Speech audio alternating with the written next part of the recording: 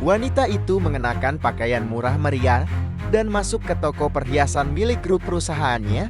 Rencananya sederhana, untuk menguji apakah wanita yang akan menikahi putranya benar-benar layak. Namun, ia tidak tahu bahwa ujian ini akan berujung pada kegagalan total dan dia akan menghadapi iblis yang berusaha mengirimnya ke penjara. Wanita ini adalah CEO dari grup Ki, Kifan. Beberapa jam sebelumnya, putranya, Kiyu, memutuskan untuk berpisah dengannya demi wanita bernama Zuyuan yang bekerja sebagai manajer toko perhiasan. Di mata Kiyu, Zuyuan adalah wanita yang baik hati dan tulus, cinta sejatinya. Namun, bagi Kifang, ketimpangan kelas sosial seringkali menyembunyikan niat yang tidak murni. Demi kebahagiaan putranya, dia memutuskan untuk merelakan. Kifang merencanakan sebuah pernikahan mega dengan hadiah berupa gelang warisan senilai 1 juta. Namun sebelum itu, ia perlu memastikan apakah wanita ini layak untuk dititipi putranya. Ia melepaskan pakaian haute couture-nya dan mengenakan pakaian biasa, menyamar sebagai pelanggan biasa di toko perhiasan tersebut. Sekilas, Kifang menganggap Zuyuan sebagai wanita yang baik, sopan, dan anggun. Namun dalam sekejap, topeng Zuyuan terungkap. Ia melihat pakaian Kifang yang murah, dan tatapannya langsung menjadi dingin. Zuyuan mulai menghina, menyebutnya wanita miskin yang tidak pantas berada di sana. Menganggap bahwa Kifang hanya bisa membeli perhiasan murah, bukan barang-barang mewah yang ada di toko tersebut. Namun, Zuyuan tidak tahu bahwa ia sedang menghina ibu mertuanya yang akan menjadi bos terbesar dalam hidupnya. Saat Kifang menyarankan untuk membeli cincin emas 5 elemen, Zuyuan malah mengejeknya lebih keras lagi, meremehkan bahkan lebih jauh. Ketegangan memuncak saat perhiasan toko senilai 50 juta hancur tidak sengaja.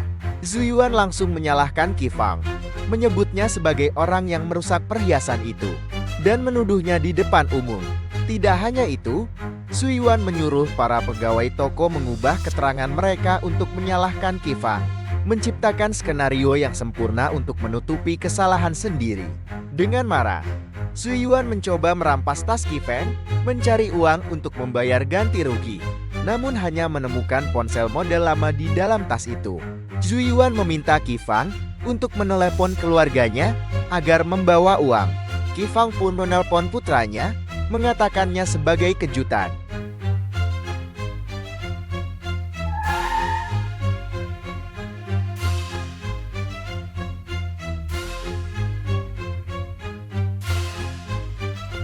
Halo, Presiden Ki.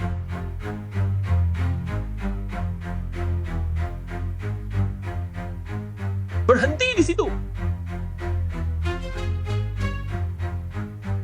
Ibu, kenapa sih ibu nggak pernah ngizinin aku buat kuliah? Dia itu cuma manajer di salah satu toko emas milik grup kita. Statusnya jauh banget sama kamu. Dia nggak pantas buat kamu. Lagi pula kamu sendiri.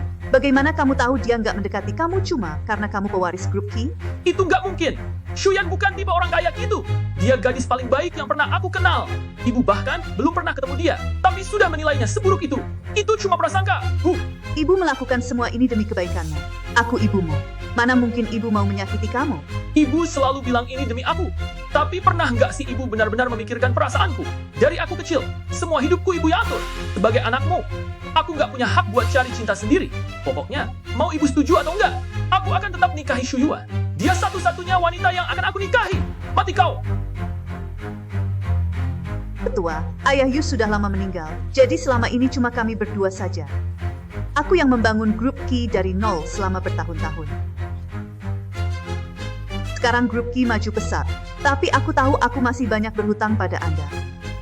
Ketua, Tuan Muda Ki sudah besar sekarang. Dia berhak menentukan kebahagiaannya sendiri. Kamu benar, anakku sudah dewasa sekarang. Kalau dia memang yakin dengan gadis itu, aku akan dukung dia. Tonghua, bilang ke mereka aku mau makan malam-malam ini bersama dia dan calon istrinya. Kita bicarakan soal pernikahan. Aku ingin memberikan anakku pesta pernikahan yang megah dan tak terlupakan. Baik, tapi sebelum itu, aku mau ke toko emas dan kenal dia dulu. Calon menantuku.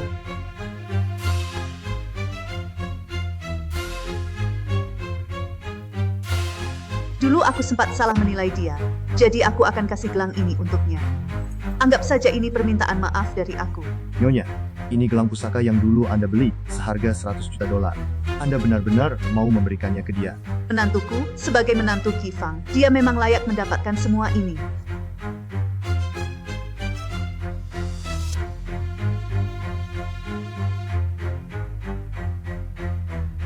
Aku akan masuk sendiri.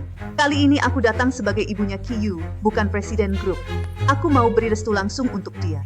Baiklah, kalau ada apa-apa, segera hubungi saya.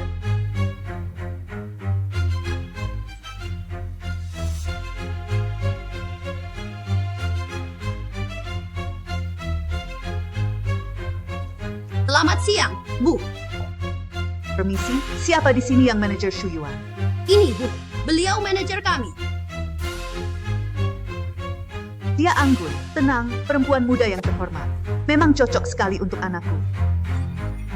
Selain gelang ini, pilihkan juga beberapa perhiasan emas yang bagus untuknya. Kita lengkapi saja dengan 5 perhiasan emas.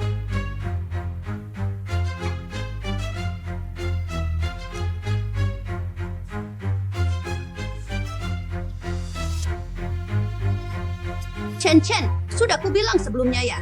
Jangan buang-buang waktu sama nenek tua gila kayak begini. Chen, kan sudah aku bilang. Jangan buang waktu melayani orang-orang miskin, nggak penting kayak mereka. Maaf, manajer. Saya. Apa yang baru saja kamu bilang? Saya bilang, orang semiskin Anda nggak layak masuk ke toko kami. Kamu, sebagai manajer toko. Manajer, beginikah caramu memperlakukan pelanggan? Siapa bilang aku nggak mampu beli? Bukannya pakaianmu itu beli di lapak kaki 5. Merek apaan itu? Nggak terkenal sama sekali. Baju yang kamu pakai totalnya saja nggak sampai 100 yuan kan? Gelang termurah di toko kami saja, harganya lebih dari 10.000 yen. Bisa bayar nggak? Oh, soal aku mampu atau nggak beli itu nggak penting. Anakku mau menikah. Sebagai ibunya, aku harus siapkan 1 set 5 emas supaya keluarga kami nggak malu kan.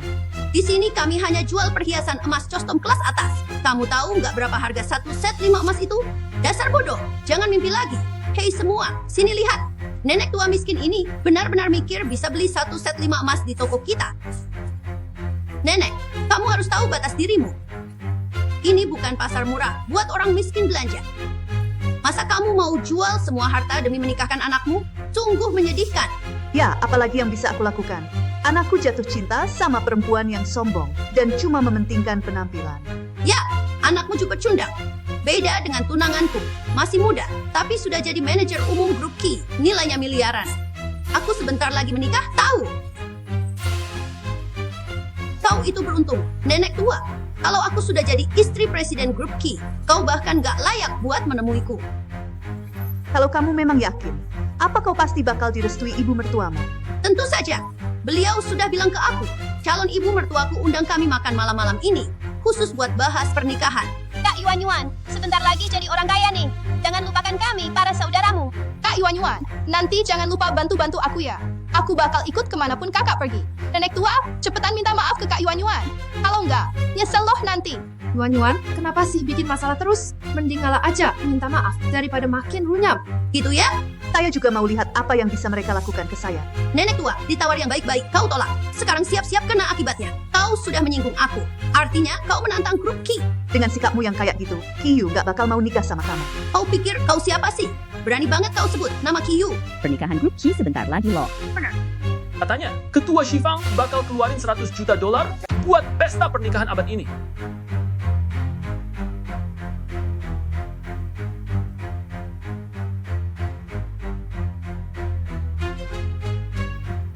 $100 juta cuma buat pesta nikahan.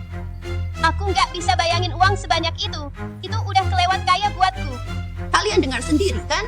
Ketua aja keluarin 100 juta dolar buat pernikahanku. Sementara kau beli perhiasan aja gak sanggup. Itu bedanya kita. Di hari spesialku nanti, aku gak mau nurunin level ke derajatmu. Tiao Chen, ambilkan yang paling murah buat dia coba. Baik, manajer. Itu semua karena Kak Yuan baik banget. Kalau aku udah kusir dari tadi. Nenek, buruan ucap terima kasih sama Kak Yuan. Saya memang harus berterima kasih sudah milihin gelang yang sesuai sama status menantu saya. Gak usah terima kasih sama aku. Orang kaya kamu emang cuma cocok pakai barang murah kayak begini.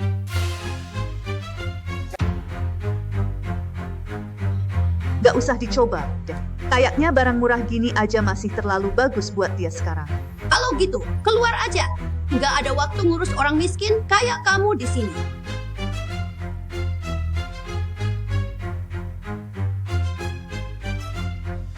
Kau pikir lagi ngapain, nenek tua?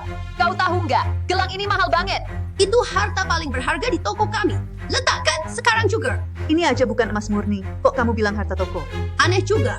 Gimana nenek tua ini bisa tahu sih? Orang miskin kayak kamu tahu apa sih? Cepat kembalikan gelangnya. Itu bukan barang yang bisa kau sentuh. Lepaskan! Lepaskan tanganmu!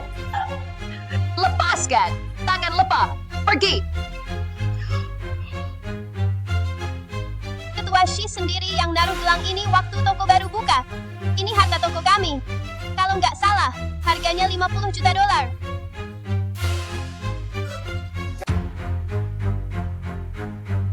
Kalau sampai gelangnya rusak gimana? Kau takut apa sih? Cuma 50 juta dolar kok. Aku manja aja. Hiu pasti langsung kasih buatku. Cuma 50 juta dolar ya, Yuan. Tapi kau sudah merusak barang berharga toko. Kalau ketua Shi tahu, menurutmu dia bakal mikir apa tentang kamu?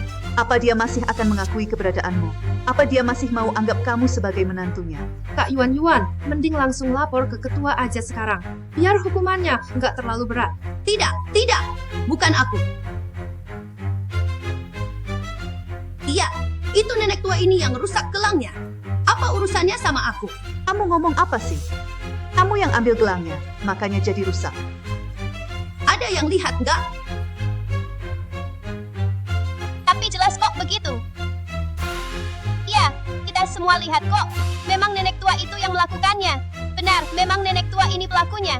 Kenapa Kak Yuan yang disalahin? Kalian semua, maksudnya apa sih? Nenek tua, hari ini kamu nggak akan pergi sebelum bayar. Tasmu kelihatannya penuh banget. Pasti banyak duitnya. Serahkan sini. Kau nggak pantas punya itu. Penyihir tua yang keras kepala. Lepaskan! Hei, lepaskan! Kalian semua ngapain liatin aja? Kalian nggak mau nolongin, apa? Tapi nenek itu kan udah tua banget. Gimana kalau beneran terjadi sesuatu ke dia? Takut apa sih? Suamiku itu manajer umum grup Kilo. Kalau sampai ada apa-apa, dia pasti bakal lindungin aku. Kalau kalian nggak bantu aku, bakal nyesel nanti. Sebaiknya kamu pikir dulu akibat dari perbuatanmu itu. Akibat? Kenapa aku harus takut sama? Akibat kalau cuma berurusan sama nenek miskin kayak kamu. Kak Yuan, sudahlah biarin aja bibi itu pergi. Bagaimana kalau benar-benar terjadi sesuatu yang buruk? Ini dia. Dasar pengkhianat bermuka dua. Kalau kita membiarkannya pergi begitu saja dengan 50 juta dolar ini, apa kamu yang mau bayar? Suyuan, baru hari ini aku benar-benar melihat aslimu. Kau memang tidak tahu malu. Kalau Kiyu tahu, dia tidak akan pernah menikahimu. Dasar nenek tua, berani-beraninya kamu mengataiku. Siapa kamu kira dirimu ini?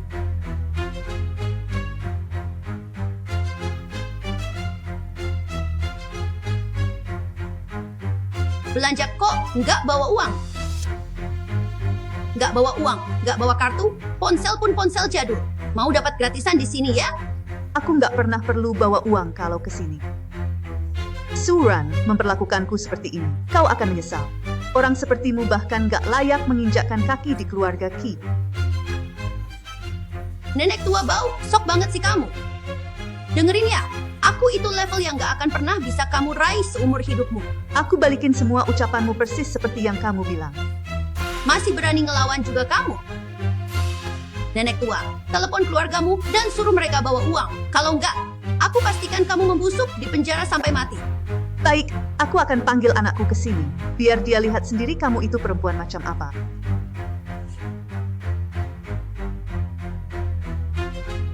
Mama, Nah, ibu lagi di toko perhiasan dekat Kuan Fu.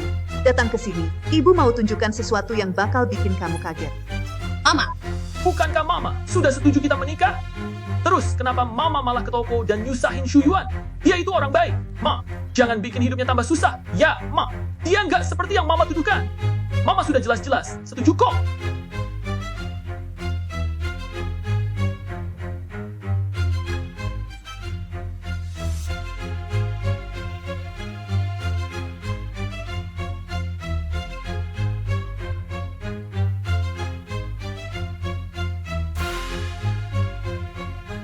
halo sayang, ada apa? Yuan, Mama datang ke toko nggak? Enggak, dia belum ke sini. Dia bilang dia sudah menelepon. Masa sih? Apa jangan-jangan? Sudahlah. Mungkin dia cuma ngarang cerita buat nakut-nakutin aku. Yang penting, dia sudah setuju kita menikah. Yuan, aku kepikiran mau beli villa di pinggir sungai. Dan atas nama kamu. Nanti kalau sudah menikah, kita tinggal di sana berdua saja. Gak ada yang ganggu. Gimana? Setuju? Tentu dong, sayang. Aku paling cinta kamu. Kiyu, jangan bermimpi. Oh, suara barusan kok kayak suara mama ya? Yuan, itu tadi siapa yang ngomong? Oh, nggak ada apa-apa kok. Cuma ada orang cari gara-gara di toko yang lagi ngeyel mau lolos dari masalah. Berani-beraninya mereka. Berani-beraninya bikin ribut di keluarga Kiyu. Aku datang sekarang juga. Nggak ada yang boleh ganggu Yuan-Yuanku. Kamu memang terbaik. Sayang. Makasih, ya.